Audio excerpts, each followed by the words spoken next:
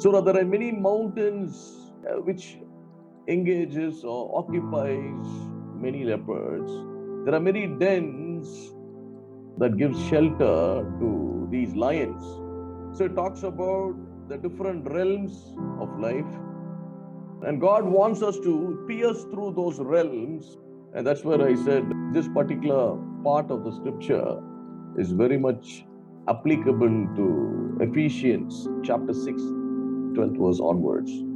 It talks about spiritual warfare. We do not fight against flesh and blood, but against principalities, powers, rulers of darkness in heavenly places.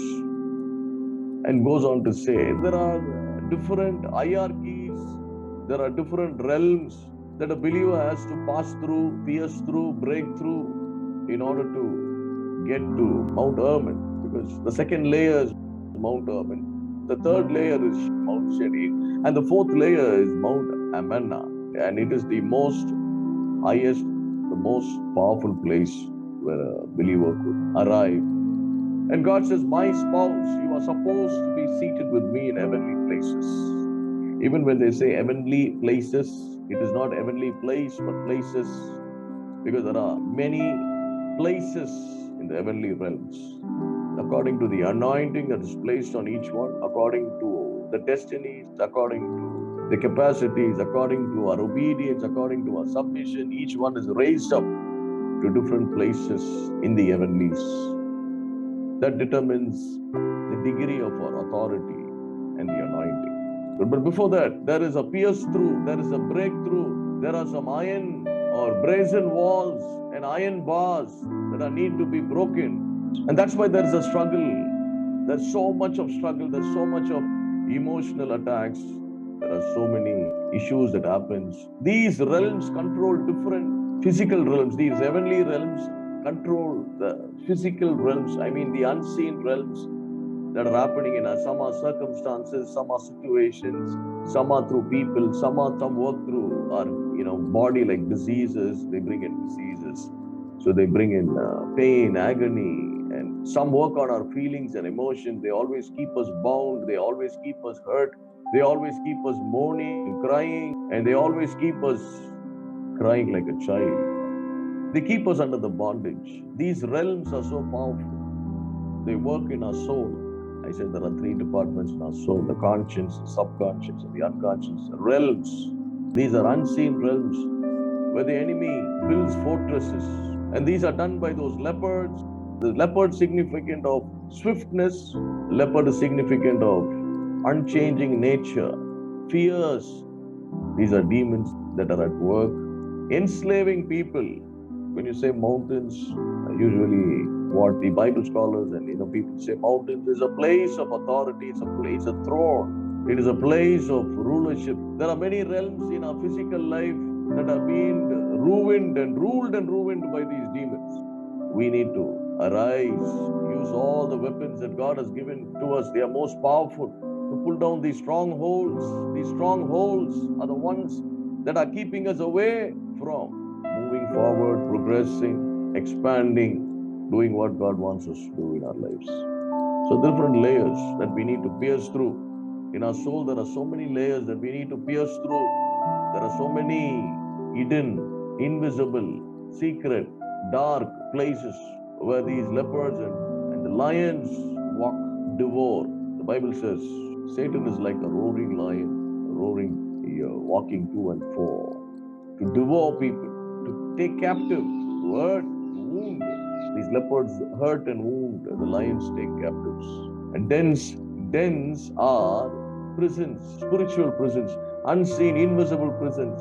We are caught up in our own prisons. Our soul is caught up in some prison. We are not able to pray. We are not able to go forward in the purposes of God. Our soul is so caught up with pain. Our soul is so caught up with agonies. Our soul is so caught up with bitterness. Our soul is so caught up with questions. We are caught up. We are whooped. We are imprisoned. But it's time that we all should arise from Lebanon, which means just saved is not enough. Sanctified is not enough, and not satisfied you, your household, your family, your church. But it's time to arise. God says, I will take you to those mountains. When you become a minister, Shabala Turaba Yakurobo Ramana Shaka. As I was meditating on this verse, the Lord took me to those mountains. Rukaba. The Lord took me to the dens of lion, and I saw people being bruised, beaten up. Shekhabarasa. And people wounded. People were crying in pain, wriggling and crying in pain. People were cribbing. People were murmuring. I saw those lions walking around, protecting those dens. Those dens are the strongholds that we see in 2 Corinthians chapter 10, verses 5. The strongholds that are built in our soul through our thoughts. A prevailing thought of unbelief, which has been there for many, many years. Or questions. That's the biggest problem that we have. We always like to know the answer. So when there's a question, sometimes when we are too much after it, sometimes Satan will start answering those questions. That when you receive that answer in your flesh, it is very painful. You cannot believe that God is good. It doesn't make you to believe God. It will destroy your hope and your faith and your confidence in the Lord. These lions aren't for sheep. Sheep that are scattered, sheep that are not under the shepherd that God gives according to his heart. When the shepherd is scattered, the sheep scatters. Now these days it's been very pathetic to see shepherds being scattered. Scattering is not the way we think. It's not God. When God strikes them, they scatter. It's not the way we think. It is when God allows the enemy to tempt them or to test them, they fail.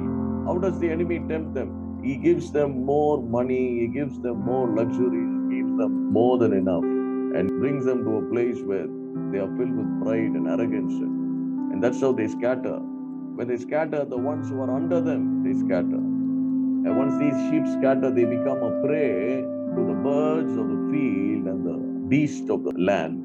The birds and the beasts are the wicked spirits, evil spirits. Shabala Turaba Yakuro Ayanduro. Mountains, I would say, nations. There are leopards over nations, there are demons, there are over nations, principalities. Dens, I would say, cities. If at all we need to take down the city, we need to start from this lower realm, the realm of the mountains, the realm of the lions. We need to see a breakthrough. That's why the Lord says, come with me from Lebanon. Come with me.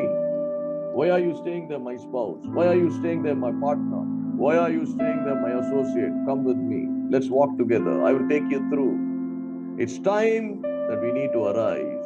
When the Lord called me into the ministry, and the Lord spoke to me and said, my people are crying, my people are perishing, my people are destroying themselves. I want you to come out. I want you to leave your job. I want to leave everything that you are engaged in right now. Leave everything. Just come. I said, where, Lord? Come to my closet. That's the place I'm going to teach you. I have to sit there for some months to learn, to understand, to penetrate these lions' dens. The moment we started penetrating these dens, then we were able to see souls being saved, delivered, healed, comforted, and the soul was elevated to another level of God's power, presence. But there's an issue here. The mountains that are built around us, the dens that are built and enslaved us, we need to break through. And the only way we can do it is by prayer, fasting, and prayer. Christian life is not just being saved, sanctified, satisfied. It's a life, it's a river. The river has to flow. The river has to produce energy, current. The Spirit of God has to produce fruits. It has to flow from you to another person. When this river is quenched, when the Holy Spirit of God is quenched, when there are blockades, when there are bondages, when there are hurts and wounds and bitterness of life, when it takes over a God's child, a servant of God, he stops flowing. And these hurts and wounds are caused by these leopards and these lions. They devour with their lies and deceptions that God is not good. Why did these things happen to you? They use reasonings. So we need to pierce through these mountains. From the top of Shenir and Hermon, from the lion's den and from the mountains of leopard. Hermon is a place of destruction. Hermon is a place of utter, complete victory.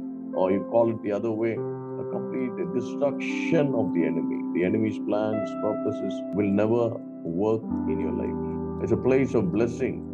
What is blessing? Blessing is when God blesses you, nobody can curse you. which means it is an invisible barrier that God lays around you to protect you. No evil can ever touch you or befall you. In Mount Chennai, we talked about the soft armor.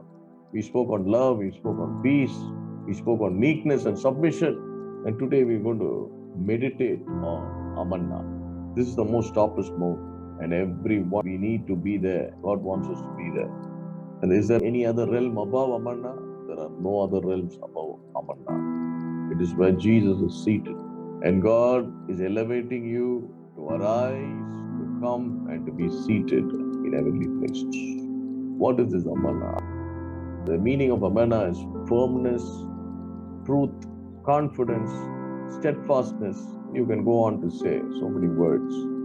So, put it together, it is the firmness of God's truth.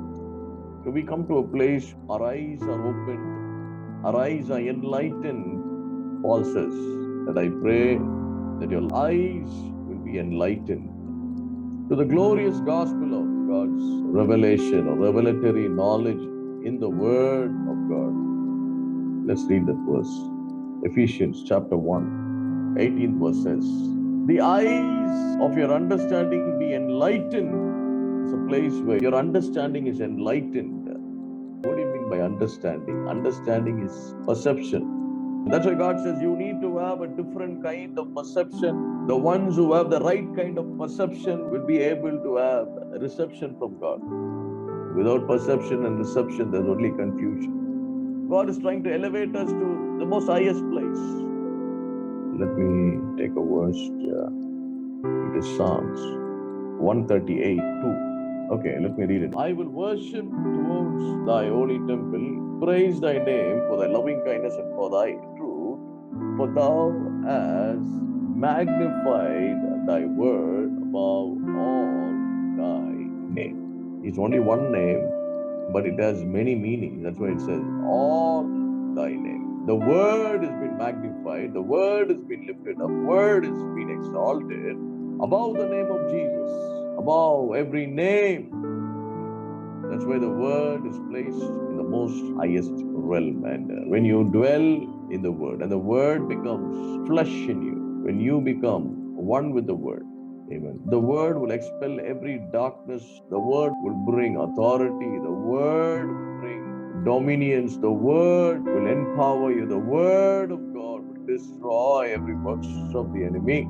The revelatory word, the revelation in God's word will transport you to a realm where soaked with God's presence, soaked with God's love, soaked with God's mercy, soaked with all the goodness and mercies of God. The word will transport you into Psalms 91. The word will transport you into Psalms 23, where these verses will become alive in your physical life. They'll be manifesting.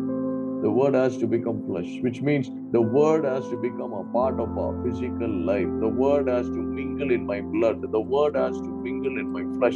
The word has to mingle in my soulish life, like my thoughts, my feelings, my emotions. The word has to get into my system. The meditation and the assimilation of God's word, when it gets into my system, even my body is regenerated. My body is revitalized. I will renew my youth like eagle. Those who wait on the Lord, waiting on the word of God, eating the word of God, digesting the word of God, indwelling the word of God, brings so much of health in our body, brings so much of prosperity in our soul. Prosperity is holistic. It is not about money. It is about being blessed in all realms of life. You have the peace of God, you have the rest of God, you have the holiness of God, you have the fear of God, you have the revelation knowledge of God, you have the authority of God, you have the power of God. I mean, everything that is found in God becomes you. You take ownership, you participate, you are a co-heir and a joint heir of God. See, Ephesians first chapter, for many believers, it's a very big confusion. It's a place where we are in Christ, and it's a place where we are blessed with all spiritual blessings in the heavenly places. Heavenly places are the realms of God's truth. Dwelling in those realms, knowing our predestination, knowing our adoption, knowing His good pleasure, knowing the glory of His grace, understanding the richness of His grace, 7th verse. 8th verse, understanding and perceiving all wisdom and prudence.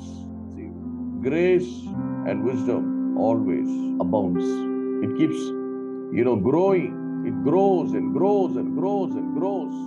Knowing the truth is knowing the mystery of His will, the mystery of His good and His good pleasure, the purposes that we have in us regarding my life, regarding my ministry, regarding my future. And according to the dispensation of the fullness of time, the dispensation and the fullness of time, and what should be done, where should I go? The will of God is secret. It is hidden. It is not known to the kings or the nobles, the rich and the famous. But it is hidden wisdom, to understand the hidden wisdom of God, to obtain an inheritance, and understanding how everything in our life works after the counsel of His own will. Having an understanding, see, that's the topmost place. When you're there, you will only be resting. You won't be fretting. There won't be fretting. You will cease fretting and you will start resting. So that's the place. It's a place of Amana.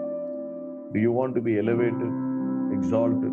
You wanted to penetrate to a realm of holiness, to the realm of rest, to the realm of peace, to the realm of joy and happiness, to a realm of understanding, the realm of knowing, abounding in wisdom and prudence. Wisdom can be divided into so many parts: discernment, prudent, understanding, instruction, knowledge. So Amana is going to play a very, very, very, very vital role in our lives. I wish what I speak will completely bring about a complete change in your life. God bless you, and God will enlighten your eyes of your understanding, that you might know the richness of God's grace and mercy, and the purpose of your predestination, and the secret of His will, that you might abound and grow more and more in the wisdom and the knowledge and the prudence of our Lord and Savior Jesus Christ. God bless you. Praise God. Amen. Amen.